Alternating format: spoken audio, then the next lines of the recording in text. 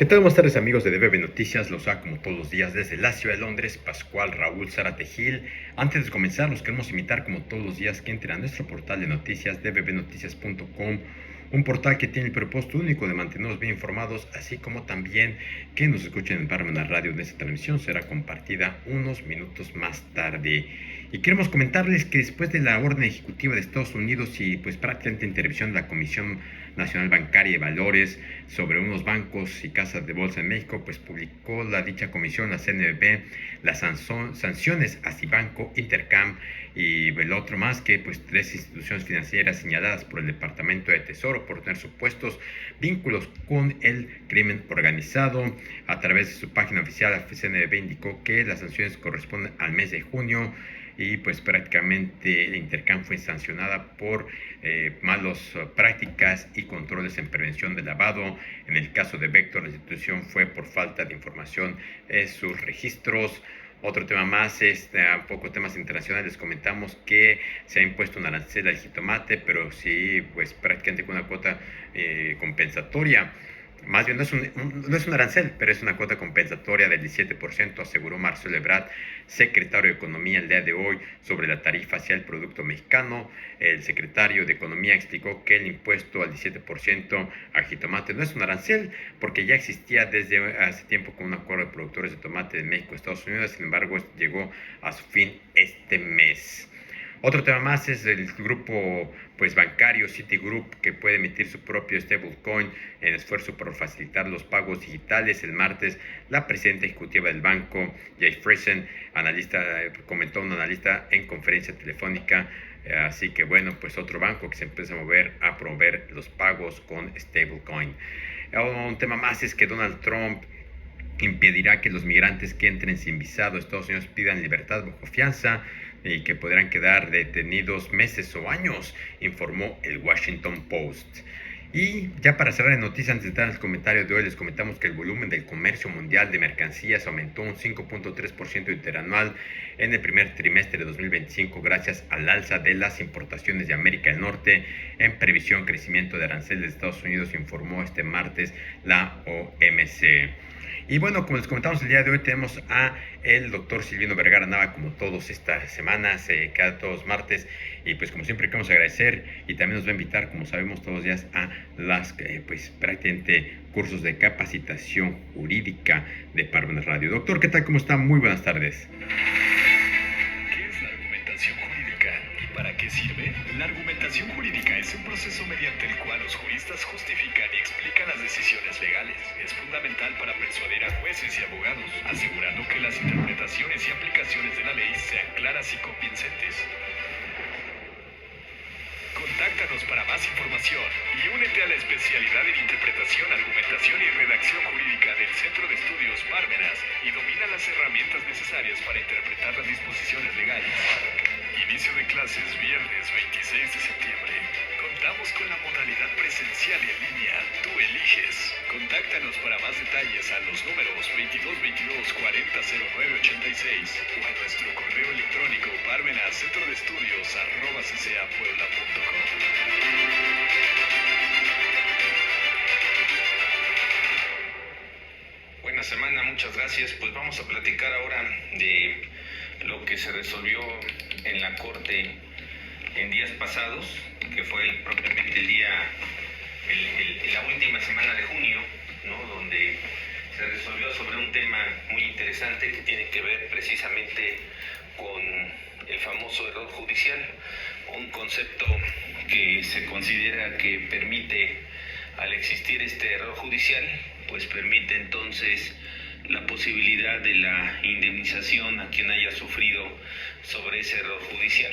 Y entonces esto es un tema que es novedoso porque pues en la Constitución mexicana no tenemos propiamente y de manera expresa este concepto de error judicial, que si bien es para la cuestión penal, bueno, pues se supone que los derechos van cambiando, los derechos se van expandiendo, y eso significa que no es únicamente parte de propiamente una restricción el que solamente quede en la materia penal, sino dice que sea en otras materias.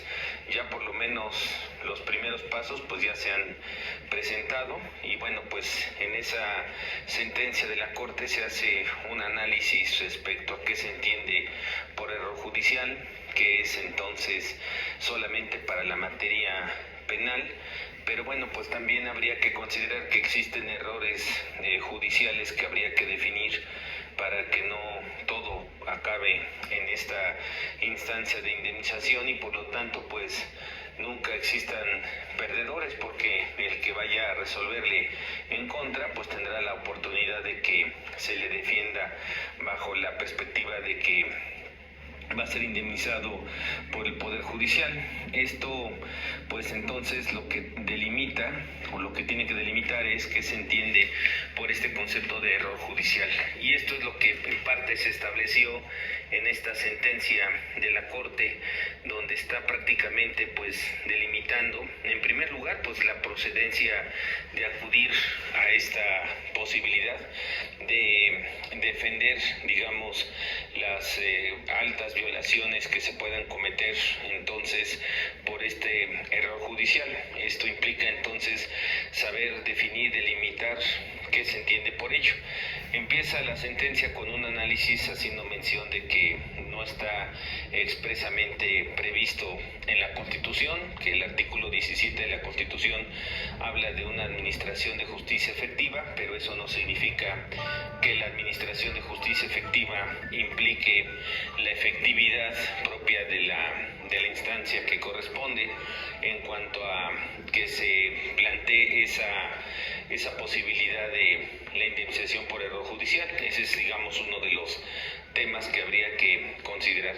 En ese orden de ideas, pues entonces diríamos que el punto a dilucidar es dónde se encuentra previsto este concepto de error judicial, y entonces bueno, pues se hace mención de que está previsto en la Convención Americana, en el artículo 10 de la Convención Americana de Derechos Humanos, ahí está previsto el error judicial, y adicionalmente de que pues independientemente de que está en el artículo 10, está también en otras regulaciones internacionales, de las que desde luego si México es parte, pues entonces forma esta necesidad de aplicar esta determinación.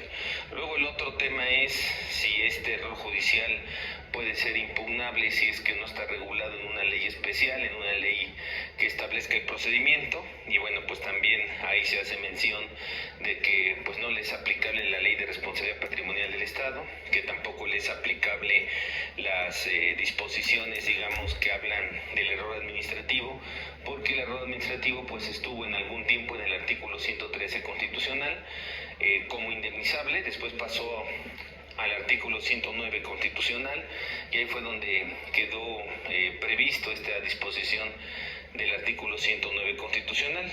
Sin embargo, pues esa disposición se quedó prevista para errores que tengan que ver con cuestiones de una administración irregular, de un acto administrativo irregular, pero no de una sentencia. Por lo tanto, pues se analiza que estas disposiciones son exclusivamente para esa materia.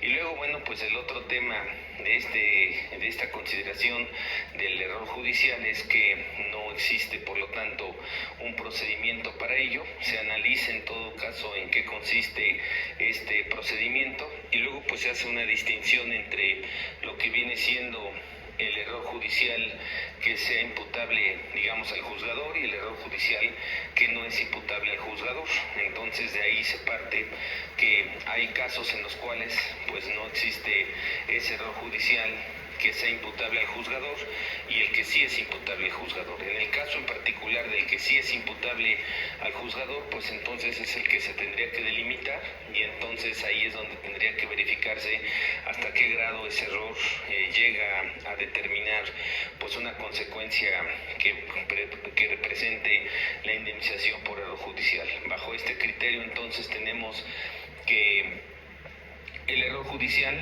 pues se limita únicamente a la subsunción, es decir, a una incorrecta fundamentación y motivación de la sentencia. No podríamos decir, por ejemplo, en el caso de cuestiones que tengan que ver con una complejidad interpretativa, que verse sobre asumir que estamos ante la presencia del error judicial, una complejidad en la ponderación, tampoco podríamos decir que existe un error judicial porque ahí entran muchas apreciaciones, pero hay casos muy sencillos, elementales, muy básicos, en los cuales cuando se juzga de manera incorrecta, pues prácticamente diríamos que sí estamos ante la presencia de un problema, de un error judicial.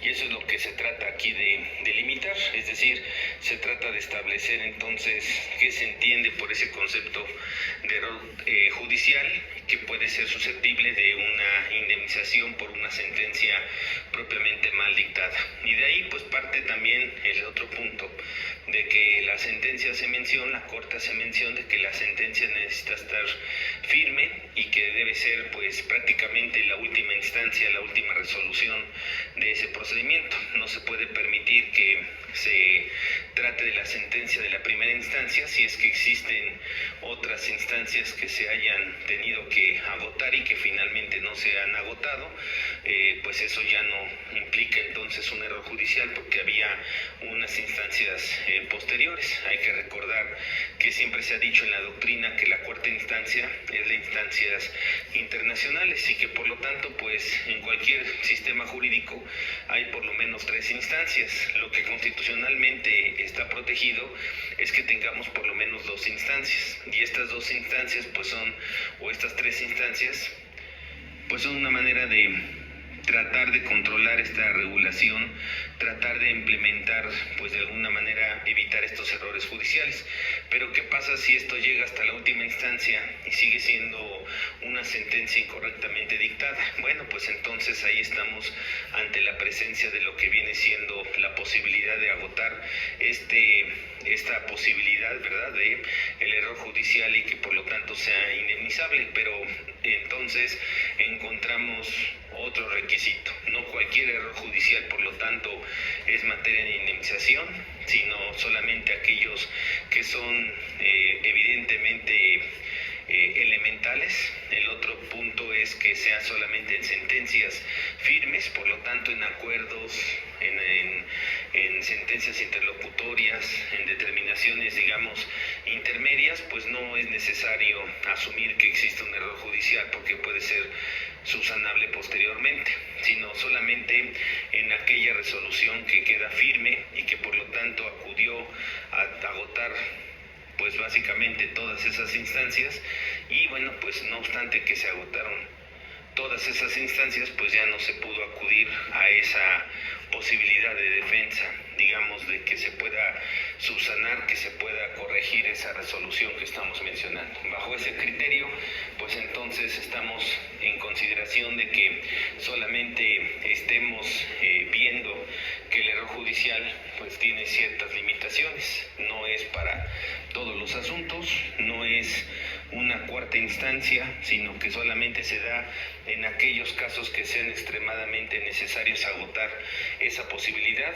Y entonces hasta ese momento pues podríamos decir que estamos en presencia de acudir a ese error judicial, que sería la materia de este planteamiento. En ese orden de ideas, pues entonces nos topamos con que el error judicial pues es una de las delimitaciones que podemos tener, es una de las delimitaciones que podemos tener en cuanto a estos requisitos para su procedencia, ¿no?, estos 2 que estamos comentando. Y bueno, pues también lo importante es que habíamos platicado de una previa, que sería el que corresponde a la materia penal, única y exclusivamente a la materia penal. Se hace mención en esta tesis, en esta sentencia de la Corte, que en la materia penal pues hay que desglosar precisamente que se habla de sentencias condenatorias. ¿Qué se entiende entonces por una sentencia condenatoria? Bueno, pues también ahí se desglosa qué es propiamente esa sentencia condenatoria. Muy interesante todos estos conceptos que estamos platicando y que bueno, vamos a continuar con ellos la próxima semana. Muchas gracias, muy buen día.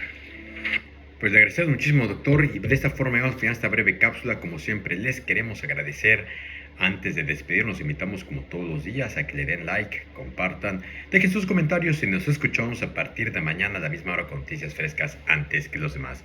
Hasta la próxima.